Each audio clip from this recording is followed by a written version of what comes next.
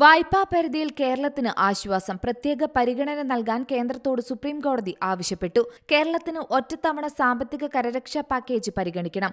പ്രത്യേക സാഹചര്യത്തിൽ ഇളവ് നൽകുന്നതിൽ എന്താണ് തെറ്റെന്നും സുപ്രീംകോടതി ചോദിച്ചു. തീരുമാനം നാളെ അറിയിക്കണമെന്നും സുപ്രീംകോടതി നിർദ്ദേശിച്ചു. 5000 കോടി ഏപ്രിൽ 1 നൽകാമെന്ന് കേന്ദ്രം അറിയിച്ചു. കേരളത്തിന് ഇപ്പോഴാണ് സാമ്പത്തിക സഹായം ലഭിക്കേണ്ടതെന്ന് അടുത്ത 10 ദിവസത്തിനുള്ളിൽ എന്തു ചെയ്യാൻ കഴിയുമെന്നും കോടതി കേന്ദ്ര സർക്കാരിനോട് ചോദിച്ചു. കേരളത്തിന് എത്ര തുക നൽകാൻ കഴിയുമെന്ന് ആലോചിച്ച് നാളെ കോടതിയെ അറിയിക്കാനും കോടതി ആവശ്യപ്പെട്ടു.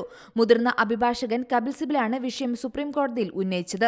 ഇപ്പോഴത്തെ പ്രതിസന്ധി മറികടക്കാൻ കേരളത്തിന് കൂടുതൽ ധനസഹായം ലഭിച്ചേ മതിയാകൂ എന്നാണ് കപിൽ സിബൽ കോടതിയെ അറിയിച്ചത്. നേരത്തെ 13,600 കോടി രൂപ സഹായം നൽകാമെന്ന് കേന്ദ്രം അറിയിച്ചിരുന്നു. അതിൽ 8,000 കോടി രൂപ ഇതിനോടകം തന്നെ നൽകിയതായി കേന്ദ്രം അറിയിച്ചു.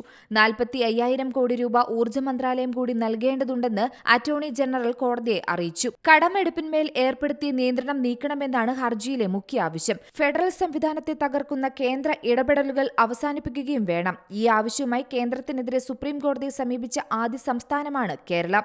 News desk C Malayalam news. പുതിയ വാർത്തകളും വിശേഷങ്ങളും ഇനി വിരൽ തുമ്പിൽ. എല്ലാ ഡിജിറ്റൽ പ്ലാറ്റ്ഫോമുകളിലും ഇപ്പോൾ സി മലയാളം ന്യൂസ് ലഭ്യം.